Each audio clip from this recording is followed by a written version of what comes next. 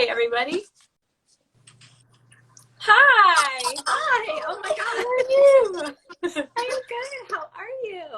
Oh, I'm so much better now to see your face and chat and catch up. I'm so excited. I'm so excited. Thank you so much for doing this.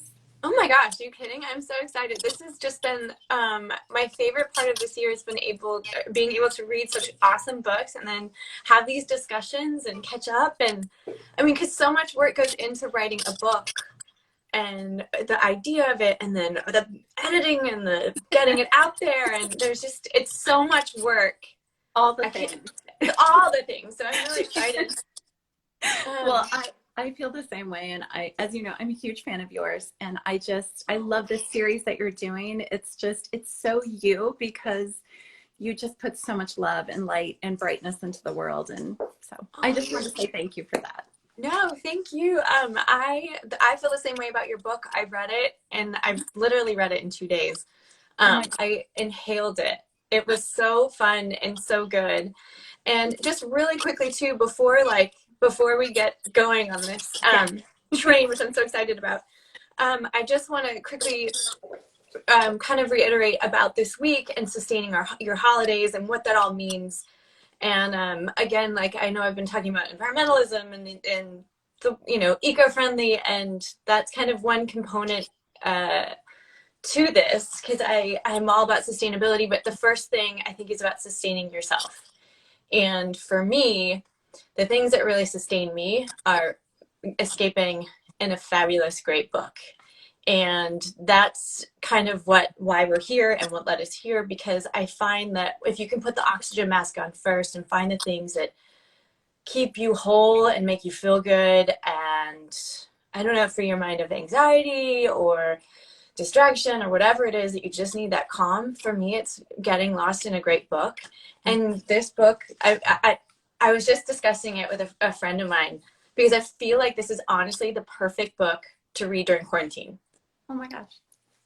Don't you agree though? I mean, I thought like, first of all, young adult, and I haven't read a young adult book in so long. So I was so excited to get my hands on this because I forgot how sweet and fun and how much for me, young adult novels got me through really difficult times in my life. I think I read The Mists of Avalon, like, not that that's necessarily young adult, but that book for me when I was about 14 years old and we moved and my parents were going through rough patches and stuff, that for me got me through so much. And so to read this book, it brought me back to being in high school and being young and going through difficult times. And I can only imagine how difficult it is for young adults and kids and teens and tweens and all that. So to read this is just, I can imagine like you're getting so much praise. So I want to hear everything about it. Thank you so much, first of all, for reading. And Mists of Avalon also got me through that same period in my life. I want you to know for the same reasons. Oh my gosh, I love it. And I was very thankful for it. And I think that's one thing that, books do. I think no matter who they're written for, but I think especially for young adults, I feel I started my career in nonfiction. I've written fiction for adults, but my young adult books, I think, have brought me like even more joy because the audience for young adults is so passionate and they're so eager and they need to hear stories about everything. Like they need to see themselves on the page and they need to hear stories about, mental health and they need to be reminded they're not alone and they need to read about things that maybe people don't necessarily want to talk to them about. And so I feel like that's one of the many reasons I love writing it. And I know that my friends who are also YA authors, we just feel very grateful and honored, I guess, to be writing for them because they're going through so many firsts, especially in this year. I mean, we're all going through so many things that we've never been through before. Right. And so I think that is, I, like you, I just find such a wonderful escape into books. And especially right now, especially this year, I've done more reading this year, I think, than I've done like in my entire life. Same, right? Yeah. I mean, it's such a comfort. Well, you just hit on something that I kept reading about, which are the firsts in this book. The first sort of traumas that you go through at a young age, the first sexual experience, your first breakup, big conflict, moves. There's so much wrapped up in this book that I found so empowering to walk through with the protagonist. I felt like Claude was such a, like, I want to be reincarnated as Claude. Like, she's so confident, and I'm so glad that there's a book out there and a protagonist out there like her who is going through these monumental conflicts, these roadblocks, these forks in the road, and somehow has the wherewithal to feel it and be in the moment and then sort of look at it and make a really wise decision, which I think is a really great hero for young adults to read and follow along with. Can you talk a little bit about that? Thank you so much.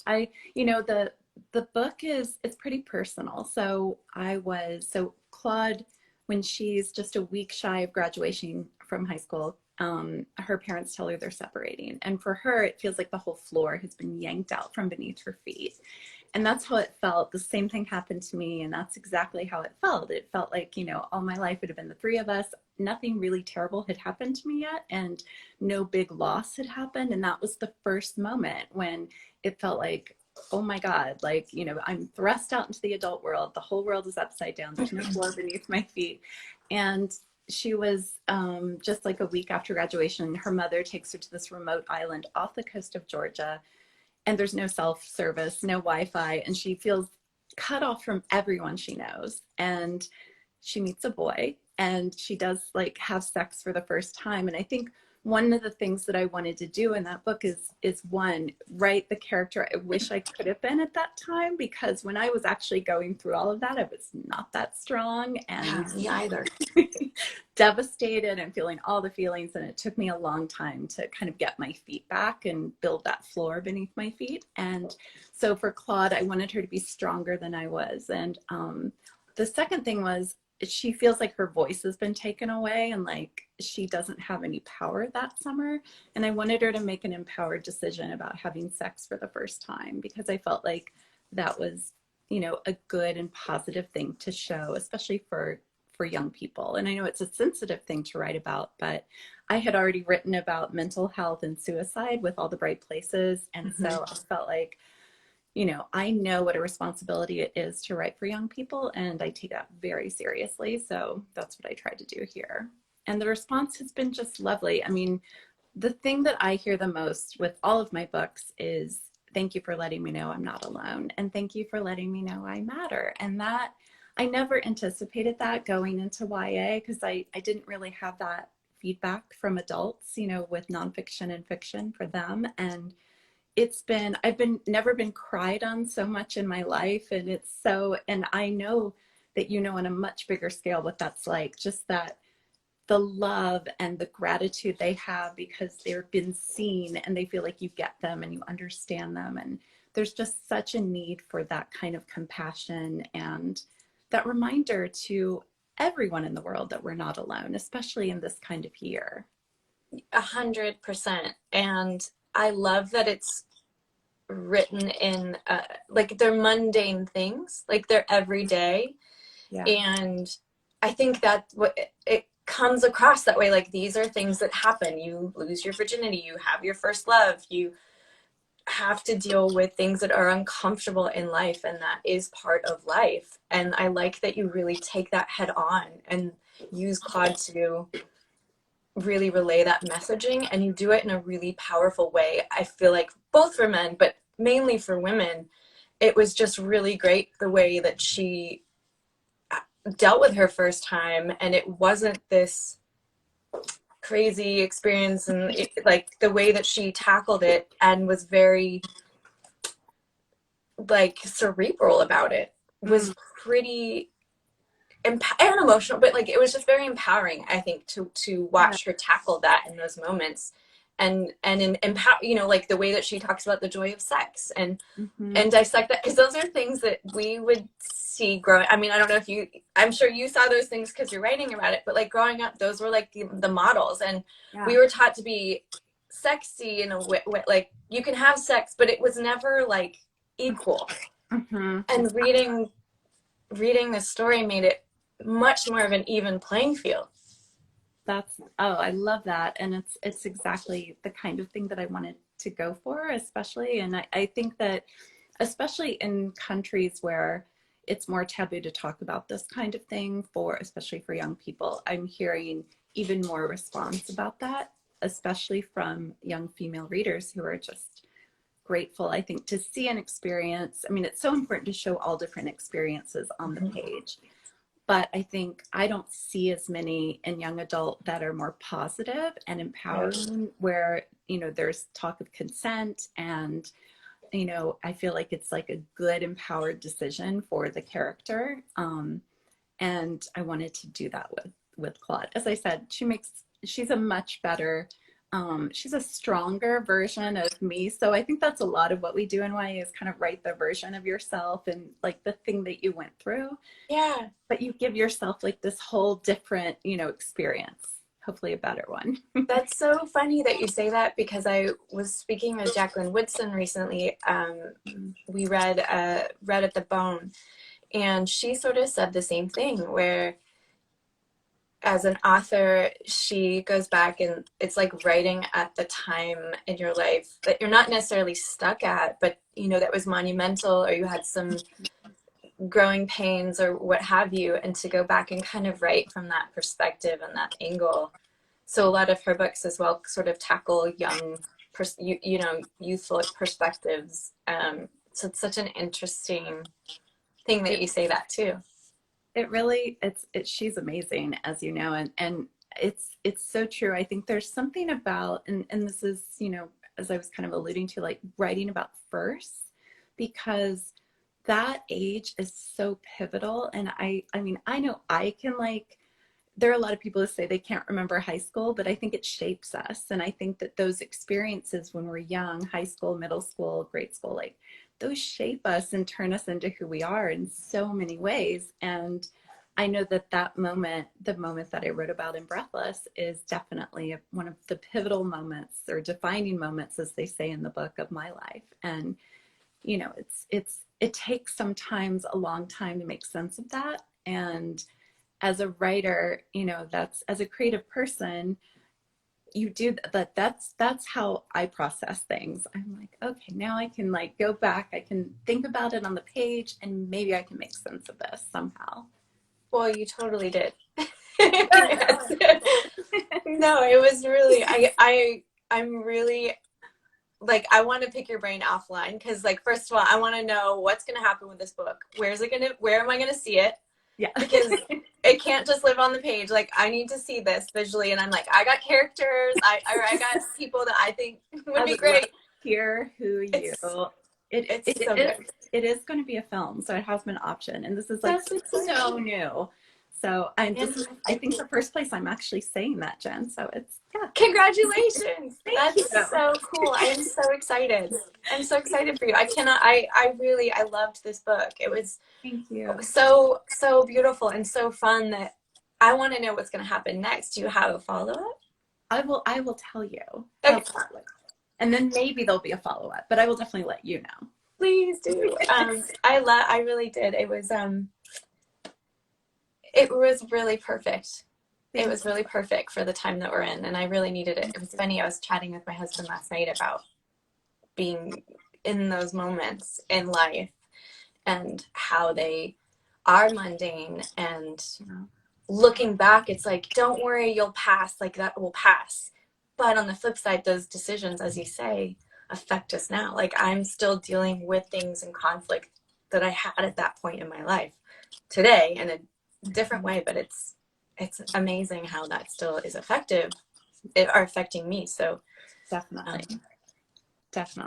And I think that, you know, I think, as you're saying, one of the really hard things to do about taking care of yourself and the sustainability of yourself is, you know, taking the time for self-care and recognizing, you know, not just the things that have happened in the past that may still affect you, but, you know, the things that are affecting you right now, and just taking a break or taking a moment. And I do this all the time. I have to remind myself to breathe and stop and just, pick up a book, do something, Yeah.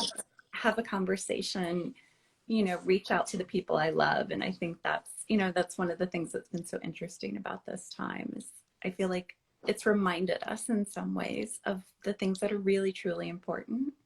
Mm-hmm. And Yeah, absolutely. So, I mean, bringing it back to sustainability and sustaining yourself, what do you find is really helpful for you? I feel like, definitely time with my family and not just my wonderful husband and our kids and our rescue cats, but like, the people outside of our house, blood family and friend family. I think, even the people I can't see, just making time, which, sometimes I was not so great at, so that we can have, catch up online or see each other somehow virtually. And I think those kinds of things are really sustaining right now. And also just having moments to myself and, um, reading or watching something that I love or listening to music, working out, um, doing random acts of kindness. Like the other night, Justin, my husband, and our kids and I, we went out on our golf cart and we drove around like in this little historic district where we live in Georgia. And we like went to all the houses that had Christmas lights, either big displays or small displays. And we left little notes just telling people how much we love the Christmas lights, Yeah. anonymous notes, like in their mailboxes. And just doing little things like that, or, adopting families at Christmas time who may not have as much as you. And all of those things, I think, that's a lot of that I just threw at you, but I think all of those things help me at least. And just making that human connection in Mm-hmm. whatever way I can while we're in isolation. Yeah. Well, and what I'm hearing is also taking that time not only for yourself, those minutes of working out or alone time, but also taking the time and those minutes to reach out for a quick act of kindness, which Yes, is so huge and so it is. big. And as we say, like in the story, like in Ray Bradbury's book, where the butterfly lands on her shoe, it's like that one little act Mm-hmm. could then change so much for somebody. And you have no idea how much that little act can affect, the ripple effect it can have, or it could seem like a little thing to you, but it's a great thing to someone else. Mm-hmm. And that is, my mother was like the most amazing person. And she used to say, leave the world lovelier than how you found it. And so that's something I always try to do. And certainly, like this time of year and also this particular calendar year, that's something that I've been trying to do, we've been trying to do. And that can come in all shapes, all different versions. Mm-hmm. Yeah. Absolutely. Love that. I And I love think that. Too. I also try to check on my readers because I think that, I know that so many of us are struggling emotionally with mental health right now, and especially young people. And so I try to check on them to try to just remind them, I guess, in this time that they're not alone, and um, do what I can just to connect with them. I think that human connection is the thing that I keep coming back to because that's the thing. It helps me. And I know with that it helps readers too. But I think that's the thing that's like been helping me, helping the people I know and love during this time the most. It's just it's again, it's that reminding yourself and others that you're not alone. Yeah, 100%. That discussion that because we can't all have human touch right now, which is Right. very challenging because we all need human touch. Yes, But exactly. yeah, I mean, it's so hard. Thankfully, we have family, but I feel for people that are in a situation where they're in an apartment or don't have family nearby. Like, it's got to be really challenging. And so we have to remind ourselves to have that connection and checking in with friends, sending a note, a letter in the mail, in a mailbox, which is so amazing. And also, taking the time to have these discussions. I find so often lately it's like this side and that side and yes and no and right and wrong, and Mhm. there's no ability to have discourse and say like, well, I feel like this and you feel like this, can we meet in the middle and Right. let's agree to disagree, or why do you feel that way, can you change my mind? And there's none of that going on, which Mm-mm. is all, more, it causes a more of a rift and more divisiveness. And That is so true, and I didn't think about that. It's like it's and that's another part of the, I think, the isolation that we're feeling. mhm. So it's, trying to figure out how you can also do that somehow in the way that the world is at this moment.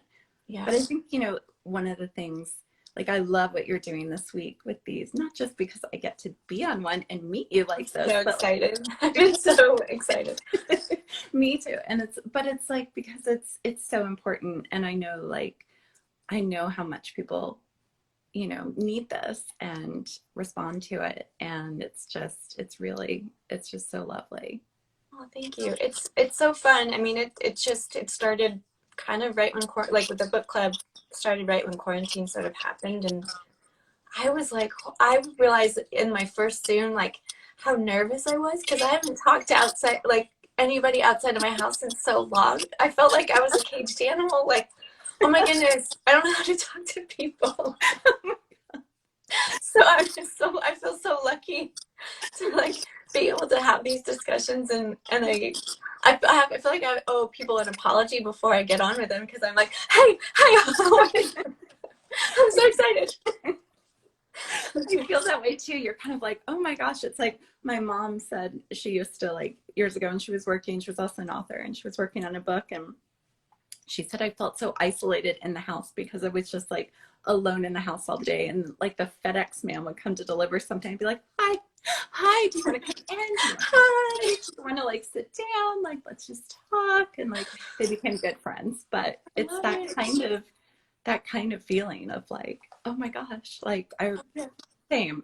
I've been doing I've been touring. So I would normally be touring the world for a book tour. Yeah. Now I'm doing it virtually, of course. And it's great because it's reaching potentially more people, but it's sad because I can't actually meet the readers in person. But it has been like, it's been interesting just doing it this way. And the first couple, it was like, oh my gosh, like, Yeah. hi. Like, I threw out fake eyelashes for you. I just don't look at me down like from the waist down, but up here. exactly. My husband took a picture right before this, actually, and he was like, I love this whole outfit that you're wearing because I've got these big slippers on and like Oh yeah, I'm in my socks, so. yoga pants and like Oh really? I know. I have a Diet Dr. Pepper up my leg. I'm like, oh god, don't look down. exactly. It's like, Yeah. you know what? It's great though. It's like It's humanizing, I think, also to be in someone's house, in a way, and also, by allowing people to watch and they're invited in, and it's very intimate and warm at the same time. And it's as weird as it sounds, but it it's is. nice to be able to do this, and it's nice to have an audience. Even if we can't see you, it's nice to know that you're there and that we can all Exactly. have this.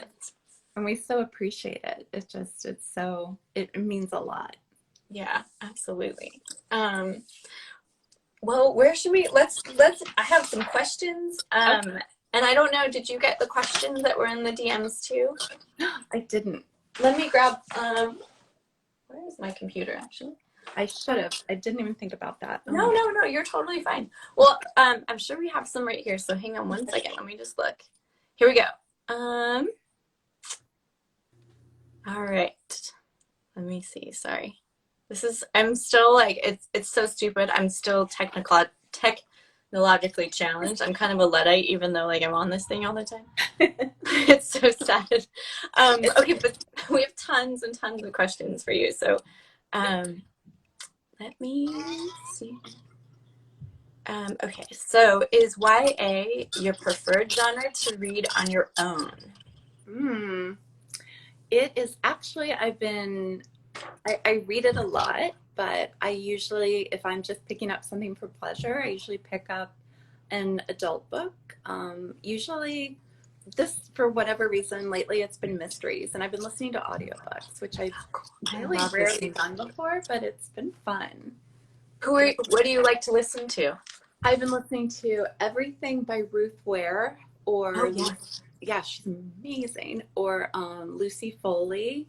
I just like started listening to Matt Haig's The Midnight Library, which Oh is cool. really good. I also listened to some Lisa Jewell. Like it's just been like, ooh, what's next? As soon as I finish one, and so that's been really fun. And it's fun because it's not where I work right now, so it feels like okay, I get a break, even though there's so much wonderful YA. Yeah. Yeah, Who do you recommend in YA besides yourself? well, of course myself, but like I, I recommend. Oh my gosh, there's so many. I love. I have a few books here that I really love, like Kim Johnson's "This Is My America" Oh is cool. really wonderful, and it's got a gorgeous cover. Yeah, the Very cover's cute. powerful book, and this is amazing. Just like it's so fun. You Should See Me in a Crown by Leah Johnson. It's a really fun book, but it's also and it's funny, but it's very smart, and it goes deep too. I love But I that. love like I've got Danielle Page and Cami Garcia, David Levithan, Jandy Nelson. My My gosh, I need to write these down and I need to link them in my stories. Oh my Sorry. gosh, I'll send you a link. My friend Yeah, would Angela you? Vermelees, who's like my best friend, wrote a beautiful book about coming out Oh, and I love that. being a Greek immigrant and being gay. And I know that if you're young, maybe this is like a no-brainer for you, but like for me growing up, that didn't exist. It yeah, We didn't have anything that mm-mm, showed a lot of diversity or that showed a female character that was on the same par as a male character, and there was no friends that were in no, the LGBTQ world that were, it was like an anomaly or it was a token friend. So to have a book where it's diverse and it's different sexual preferences and there was no call out, it wasn't a special like, oh, it was like, this is my life, was just so satisfying. yeah, exactly. It was like same, just and I think I mean it's so now it feels like oh my gosh, finally. But why did it take so long? Yeah, and I it's know. and it's there's so many beautiful diverse books. One of my really close friends, Ronnie Davis, wrote this beautiful book, When the Stars Lead to You, and it's Ronnie is mixed race, and she was like, where are all the love stories for mixed girls? I don't see any. So she wrote one because I she love it. was missing them, and I think that that is one of the things we try to do. If it's not there, I always say, like to young writers, to give advice to them, I always say, write the book you want to read, write the story you want to read. I love that, and you say that in the book too. Yes, that's right. Oh my I gosh, love it. exactly. I love it. I know there's so much intertwined in there. It was so honest. It's Thank you. really beautiful. Oh my gosh, thank you. No, thank you. Um, let's see. Uh, I also have some of my own, so I don't know. I'm being selfish. I probably should take some questions from the audience. Hang on.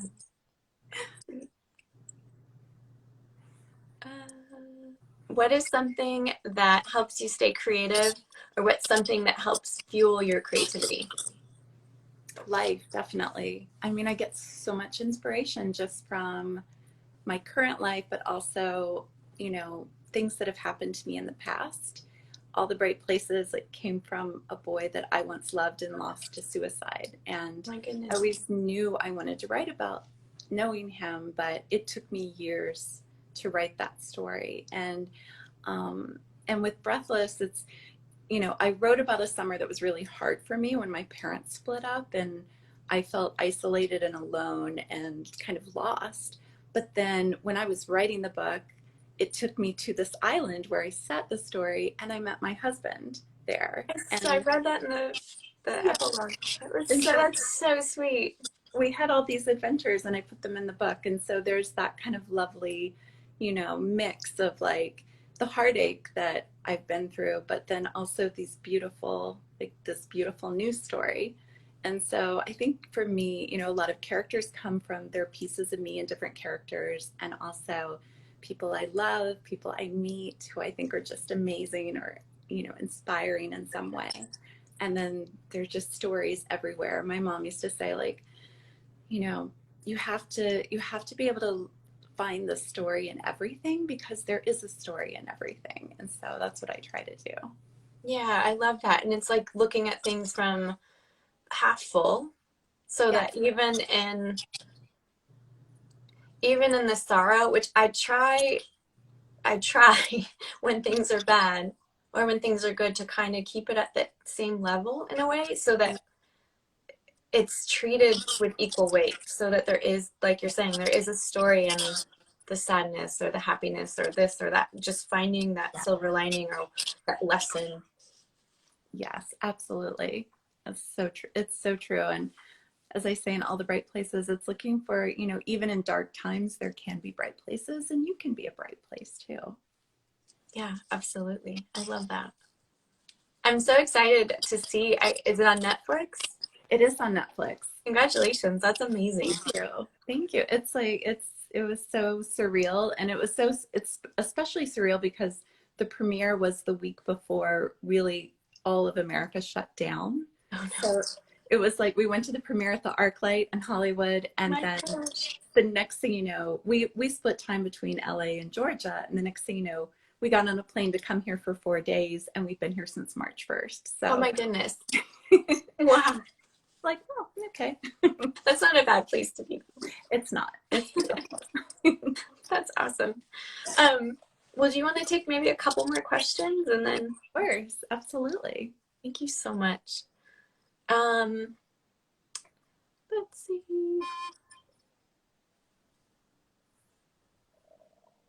Oh, people are asking you out on dates. Thank you so much. Hi from Mexico. Let's see. It's so lovely. It says everyone is so. I know, I love this. Like, um, let's say, what is your go-to? This is a tough one, but what is your go-to book that you read to clear your head? That is a very hard one, but my mother actually wrote a memoir called Swimming Lessons years ago, and Oh my goodness. yeah. I know that book. Oh my gosh. That's your mom? Uh-huh. How funny. I feel like my mom, I remember seeing that in my house. That's so crazy. Oh my gosh, I just got chills. That's so crazy. Amazing. Oh my gosh. It's like this beautiful little book about life. And my mom learned to swim when she was like 44 or something. And so she wrote all these life lessons basically, but it has a lot of stories from when I was little and a lot of family stories. And I just love that. I love revisiting it. And if I'm having like a mini meltdown or a hard day, my husband's like, let's just pick up your mom's book and read a chapter because she's no longer here. So he'll read me a chapter, and it inevitably is like what I need to hear in that I'm moment. in love with your husband. That is so sweet. How, like, to know what you need. Oh my gosh. He's incredible. I love that. My husband he doesn't always say stuff like that, but last night he said something just like, when they just those moments you're like, oh yeah, that's it. That's exactly what that's so. I'm sorry. I have a lack of. I'm a loss for words. I just think that's so cool. That's so sweet. Thank you. It's just he's amazing. He is, and it's that like being seen, right? The importance of being seen and that connection. It's just, and I've never been seen the way he sees me. So that's yeah. I know they tend to do that. They do, and it takes you like, oh my gosh. Yeah, I feel like when I was reading your story, it really brought me back to my courtship with Jared, and because we weren't teens, but we were, in our mid to late 20s, and I didn't know if I'd see him again in a weird way because I didn't know if how long I was going to be on the show, and they kept writing me back, and I was just fortunate enough to be there at the right times to then have another date, and then I'd go back for a minute and we'd write letters and we'd send packages back and forth, and it was just this like, I hope this lasts. I hope this lasts. I don't know. Like, but And the that's this amazing. I just remember watching the show when you came on because I've loved the show since it first started no way. and seeing you come on and I was like the chemistry between these two is so amazing. And I remember my friends and I were like, I hope they get together. I hope they Oh, get together. I love it. It's yeah, it's yes. I mean, I loved every minute of that and falling in love and yeah, and that story, your story of Claude and Maya, it was just it literally brought me back. And now I get to work with him again, so I love him every day and I fall in love with him every day, but I feel like I get to fall in love with him all over again on set again and That's amazing. so it was cool to Congratulations. read. Thanks. It's really fun, but to read your story definitely brought me back, and now I get to. It's full circle, so it's very. I'm sweating thinking about it. I get really nervous. So. Oh my goodness. That's so lovely. That means so much. And it's so No. important. And I think that's one thing too, you know, as busy as we all are, especially right now, this time of year, it's so easy to just get distracted. I mean, I know this morning I was just like, I'm stressed and I read this and I've got that and I've got this deadline and this deadline. And then later I was like, you know what? But I'm so grateful for all of it. And Yeah. I'm so grateful for you. I was just talking to Justin and I was just like, I want to focus on that more. And I want to just remember that. I want to go back into like the mind of like Claude and Jeremiah and remember like the adventures we had before we had to like, go to the grocery store and go do this and go do Yeah. that. And I Exactly. think like reminding yourself of those moments. You can't always do that, but it's so lovely. Well, and think of all the great art and books and literature that's going to come out of this. Exactly. Oh my And gosh, true. that's what that's what I keep thinking. I'm like, I can't wait to see what's going to happen, Me what too. people are going to come up with and do. And Yes. Oh my gosh, how the world will be and yeah, yeah. Yeah, the good that will come out of all this. yeah. Hopefully, a stronger, more beautiful, connected. Hmm. Yes, exactly. That's what I hope for. Yeah. 2021, just like, please. Please. I know. Hopefully we can make it through, and I know we can. I feel good. I feel it's been a real rough year, but I I I feel grateful that we're all in it together. Yes, me too. Absolutely. Yeah. Well, I am just so grateful to finally meet you. Likewise. I love your book, and I really hope that there's a sequel because I don't want it to end. Thank you. I appreciate that. Maybe there will be. And please keep me posted. I would love to stay in touch, and I really love everything that you're writing and doing, and I just am so appreciative with you sharing what sustains you during these times and your work, and thank you so much for sharing your time with us. Likewise, and just thank you for all you are, all you do, and thank you for being such a bright place. Oh, you too. Thank you again. Thank you. So good to see you. Bye, everybody. Bye, everyone. Thank you. Thank you.